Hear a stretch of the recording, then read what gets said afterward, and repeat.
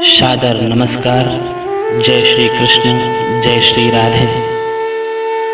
आज का प्रसंग गृहस्थ आश्रम के संस्कार और गृहस्थ आश्रम धर्म में किस प्रकार से रहना चाहिए, किस प्रकार के कर्तव्य किसके लिए हैं, इन विषयों पर चर्चा होगी। गोलोक स्वावासी संत पूज्यपाद श्री प्रभुदत्त ब्रह्मचारी जी महाराज के लेखन में से आपको कुछ उपयोगार्थ बातें बताना चाहता हूँ। गृहस्थ धर्म भोग मात्र के लिए नहीं है। गृहस्थ धर्म वास्तव में साधना के लिए है। कर्म वासनाएं अनादि हैं। मिथुन सुख का अनुभव करने की प्राणी मात्र की इच्छा होती है। पुरुषों में अपवाद भी होते हैं, किंतु अपवादों की नियमों में गणना नहीं होनी चाहिए। इसीलिए प्रत्येक व्यक्ति का गृहस्थी बनना परम धर्म है। जिसका विवाह नहीं हुआ, जिसने संतान का मुख नहीं देखा, उसके पितर बिना पानी के छटपटाते रहते हैं और उसे भी नरक में जाना पड़ता है। विवाह के पश्चात गृहस्थ आश्रम में किस प्रकार से रहना चाहिए, इस संबंध में सूत जी कहते हैं, हे मुनियों, भगवान श्री कृष्ण उद्धव जी को गृहस्थों के धर्म बताते हुए कहते हैं, हे उद्धव, गृहस्थ धर्म भोगने के लिए नहीं है। आहार निद्रा भय मैथुनम चा, खाना पीना सोना बच्चे पैदा करना, ये तो पशुओं में भी पाया जाता है। तो गृहस्थी में और पशुओं में भिन्नता क्या है? तो हे उद्धव, केवल भोग भोगने मात्र के लिए जो है गृहस्थ धर्म नहीं है। त्याग की शिक्षा लेने के लिए ही गृहस्थ धर्म बनाया गया है। ब्रह्मचर्य व्रत समाप्त करके द्विजाति बालक गुरु को दक्षिणा दे। ब्रह्मचर्य यानी शिक्षा काल, जब वह पढ़ने जाता है तो शिक्षा काल को समाप्त करके गुरु जी को दक्षिणा देकर तब समावर्तन यानी ब्रह्मचर्य व्रत की समाप्ति कर स्नान करे और स्नातक बन जाता है। स्नातक होकर वह अपने घर आए और फिर अपने सदृश कुल की लड़की से यथाविधि विवाह करे। उसी कुल की लड़की के साथ विवाह करना चाहिए जो अपने वर्ण की हो। जिस कुल के लोगों के आचार विचार शुद्ध न हो, जो सर्वभक्षी हो, कुछ भी खा जाते हो, जिनके यहाँ वैदिक मर्यादा न मानी जाती हो, वहाँ कदापि विवाह न करें। जो कन्या सदाचारी कुल की, सुंदर सुशील मधुर भाषणी तथा गुणवती हो, उसके साथ ही विवाह करना चाहिए। सभी गृहस्थों को जो आचार विचार से रहते हैं, अपने घर में भोजन बनाते हैं, उनको नित्य 5 प्रकार के पाप स्वाभाविक लग जाते हैं। जैसे चूल्हे में, झाड़ू में, चक्की में, ओखली में, मूसल में तथा पानी के रखने के स्थान में। मनुस्मृति में कहा गया है, पंचशूना गृहस्थस्य चुल्लीपेशन्नुपस्करः कंडने चोदकुम्भश्च वद्यते आस्तु वाहयन्। कितना भी बचाओ, हिंसा हो ही जाती है।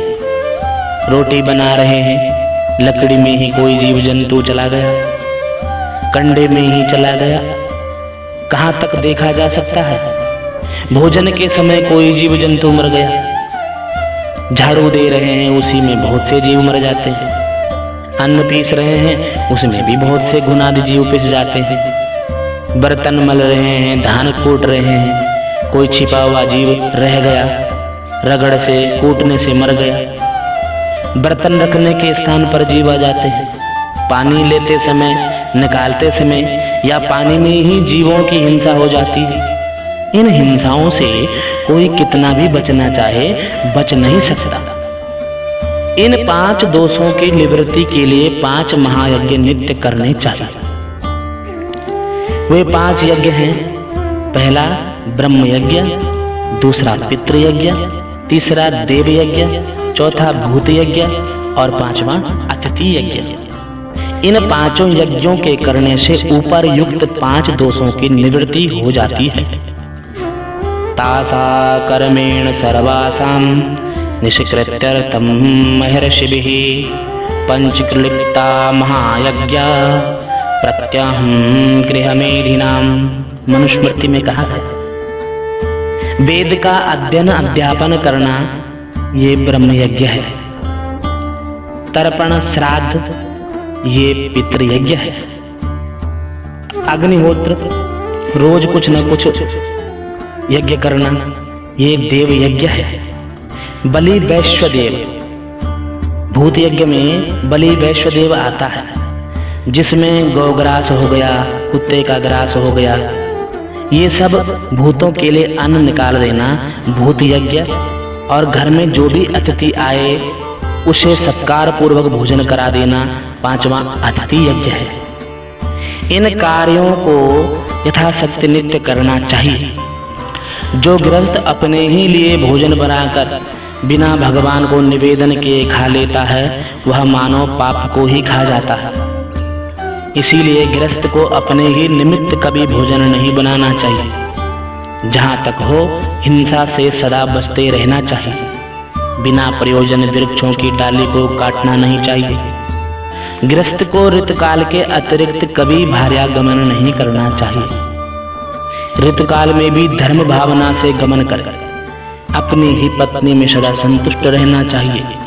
जो दूसरों की पत्नी हो उन्हें माता समान, जो बच्ची हो उन्हें अपनी पुत्री के समान, और जो बड़ी हो उन्हें बहन के समान समझना चाहिए। यदि अपने घर में अतिथि आ जाए तो उसकी यथाशक्ति पूजा करें। अतिथि की कोई जाति नहीं होती है। ब्राह्मण हो, चांडाल हो, किसी भी प्रकार का अतिथि हो, जो भी अपने घर पर अन्न की इच्छा से आया हो उसे अन्न अवश्य देना चाहिए। ब्रह्मचारी सन्यासी जो भोजन नहीं बनाते, जो मिल जाए वही खाते हैं, तो जो वो लोग गृहस्थों के ऊपर निर्भर रहते हैं उन्हें तो सबसे पहले भोजन देना चाहिए। यज्ञ शेष तथा अपने परिवार वर्ग के या समस्त जो भी जीव जंतु इत्यादि हैं उनको भोजन कर लेने पर जो बचे उसी को सदगृहस्थ को खाना चाहिए। गृहस्थ का इन सब के प्रति भी कर्तव्य होता है। जैसे माता पिता के प्रति क्या है, तो माता पिता जिन्होंने हमारे शरीर को उत्पन्न किया है वे हमारे जनक हैं, प्रत्यक्ष देवता हैं, जंगम तीर्थ हैं। उनकी प्राणपण से सेवा करें, उनकी सब आज्ञाओं का पालन करें, उन्हें भोजन कराकर तब भोजन करें, उन्हें सदा मधुर भाषण करें। अपनी पत्नी और परिवार से भी ऐसा ही करने को कहें। दूसरा कर्तव्य हमारा आचार्य पुरोहित लोगों के प्रति भी होता है। तो आचार्य हो या पुरोहित हो, ये हमारे ज्ञानदाता गुरु हैं। समय समय पर इनकी पूजा करें, इन्हें भोजन कराएं, धर्म संबंधी प्रश्न इनसे पूछें, सत्कर्म संबंधी तर्क करें, धार्मिक कृत्यों को इनके द्वारा करवाएं। यथा साध्य यथा समय इन्हें दान दक्षिणा देकर संतुष्ट भी करना चाहिए। जाति वाले होते हैं तो जाति वालों के प्रति हमारा क्या कर्तव्य है। जाति वाले अपनी जाति में किसी को बढ़ता देखते हैं तो उसको आशा लगाए रहते हैं, इसीलिए यथाशक्ति जाति वालों की सहायता करें, बंधुओं की सहायता करें, उनके हर्ष में उनके शोक में सम्मिलित हों। जाति में किसी के विवाह हो तो उनके यहाँ जाएं, तन मन धन से जैसे भी जितनी भी सहायता दे सकें उनको दें। उनके यहाँ कोई बीमार हो, मर गया हो तो भी सहानुभूति प्रदर्शित करने अवश्य जाएं। भाइयों के प्रति गृहस्थ का कर्तव्य, जो अपने बड़े भाई हों उन्हें पिता के समान और भाभी को माता के समान समझे। छोटे भाइयों को पुत्र के समान, उनकी पत्नियों को पुत्र वधू के समान समझे। कदाचित भाई भाई में बंटवारा हो तो उनसे झगड़ा न करे। यदि भाई अधिक ही ले ले तो कोई बात नहीं है तो भाई ही। जहां तक हो भाई भाई में कलह न हो पावे, इसे गृहस्थ सदा बचाता रहे। भाई भाई की लड़ाई अच्छी नहीं होती। बहनों के प्रति भी कर्तव्य है।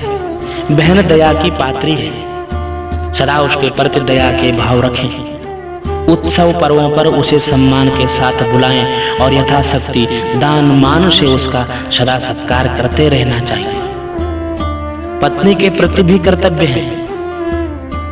आर्य धर्म शास्त्र में स्त्री को अर्धांगिनी बताया गया है। स्त्री अपनी आत्मा ही मानो, आधा शरीर ही मानो।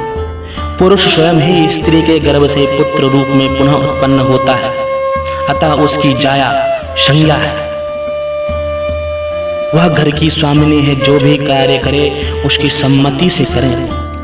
धर्म के जितने इष्टापूर्त कर्म हैं वे पत्नी के बिना नहीं हो सकते, इसीलिए उसका नाम सहधर्मिणी है। धर्म की कामना वाले सदा स्त्री का सम्मान करें। वह गृहिणी स्वामिनी होने से गृह स्वामिनी कहलाती है। गृहिणी के बिना न तो घर है न गृहस्थ धर्म ही है। गृहस्थ धर्म की मूल पत्नी ही है। जो सदा दान मान सम्मान से अपनी पत्नी को प्रसन्न रखता है, उसे सभी शुभ कर्मों के फल स्वतः ही प्राप्त हो जाते हैं और देवता पितृ उस पर प्रसन्न होते हैं। अतः गृहस्थ का मुख्य कर्तव्य यह है कि अपनी आत्मा की भांति प्रत्येक कार्य में पत्नी का सदा ध्यान रखे। पुत्रों के प्रति भी कर्तव्य है। आत्मा ही पुत्र बनकर उत्पन्न होता है, अतः अपने में और पुत्रों में कोई भेद नहीं। पिता के पश्चात उसकी संपूर्ण संपत्ति के अधिकारी पुत्र ही होते हैं। अतः पुत्रों का पालन सदा कर्तव्य बुद्धि से करें। सदा यही कामना करें, मेरे पुत्र संसार में सर्वश्रेष्ठ हों। मनुष्य सबसे पराजित होने में दुखी होता है, किंतु पुत्र से पराजित होने में उसे परम प्रसन्नता होती है। पुत्रों में किसी प्रकार का भेदभाव न करें। जो बुद्धिहीन हो, अपंग हो या अन्य प्रकार से असमर्थ हो, उनकी भी रक्षा का प्रबंध करना पिता का कर्तव्य होता है। पुत्रों को सब प्रकार से योग्य बनाना पिता का धर्म है, कर्तव्य है। पुत्रियों के प्रति भी कर्तव्य है। पुत्री गौ माता के समान पूजनीय और दया की पात्री है। पुत्री का योग्य वर को दान करना सैकड़ों यज्ञों के समान है। पुत्री के पुत्र अपने नाना के वंशजों को जलदान देते हैं।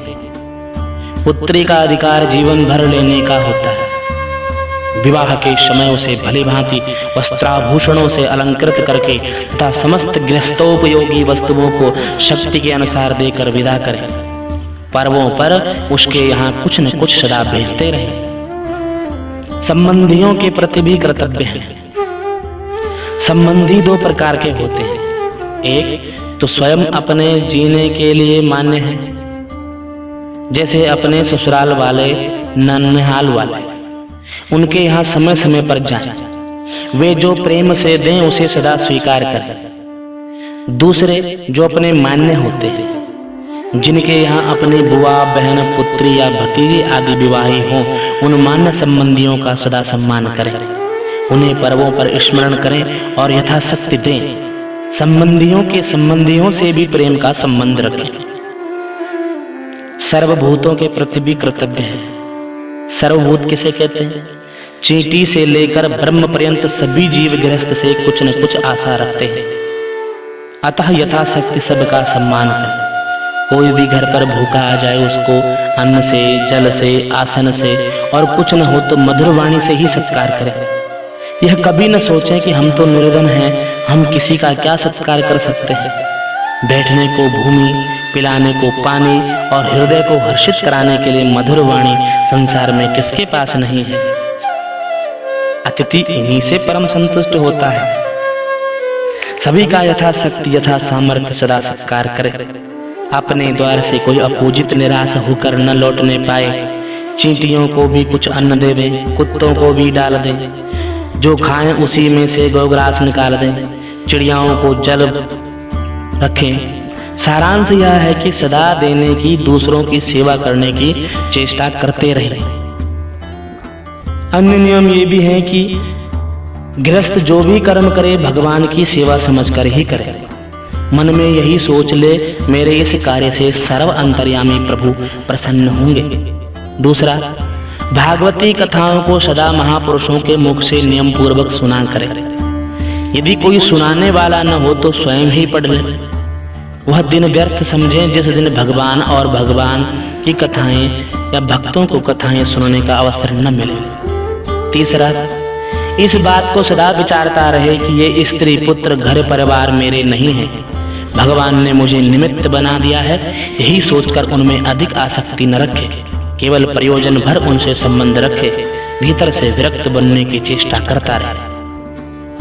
चौथा, जो भी धन यज्ञ कराने से, पढ़ाने से, खेती से, व्यापार से, परिश्रम से या किसी भी कार्य से आए, उसे सब दान पुण्य में और गृहस्थी के काम में ही लगा दे। जितना पेट में चला जाए उतना तो अपना है, और सब जो जिस निमित्त आता है चला जाता है। उस धन में अधिक ममता न करे। पांचवा, स्त्री में अत्यंत आसक्त न हो। स्त्रियों में अत्यंत आसक्ति होने से काम वासना बढ़ती है। संसार में काम वासना की अभिवृद्धि से बढ़कर दूसरा कोई पाप नहीं है। कामी जो चाहे सो पाप कर सकता है।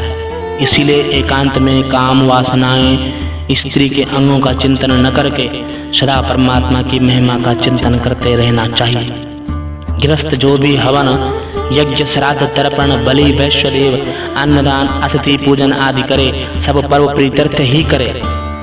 ऋषि, देवता, पितर, मनुष्य तथा चराचर समस्त जीवों में भगवान को मारकर भगवान सद्भावना से उनका आदर सत्कार करे। जो अपने आश्रित हो उनका सदा ध्यान रखे, उन्हें किसी प्रकार का कष्ट न होने पाए। न्याय से उपार्जित धन से ही गृहस्थी के समस्त कार्य चलाए। जो भी प्रारब्धवश प्राप्त हो जाए उसे प्रभु प्रसाद समझकर उसी में संतुष्ट हो जाए। घर में रहे तो समझे हम धर्मशाला में ठहर गए, कुटुंबी भी आकर इसमें ठहर गए, हमारा इसमें कुछ भी नहीं। इस प्रकार निरंतर भगवान का पूजन चिंतन करता हुआ गृहस्थ आश्रम में रहे। भगवान के भजन में सभी का समान अधिकार है और सभी को समान फल प्राप्त होता है। इसी आशा के साथ आप अपने सद्गृहस्थ को सुव्यवस्थित और अनुशासित बनाएं और परमात्मा आपके जीवन में कल्याण की अभिवृद्धि करे। आज का प्रसंग गृहस्थाश्रम धर्म के प्रति। आशा करता हूँ आप इसको सुनेंगे, समझेंगे और जीवन में अपनाएंगे। मैं आचार्य संदीप कोटनाला आपके सामने उपस्थित रहूंगा। जय श्री कृष्ण, जय श्री राधे।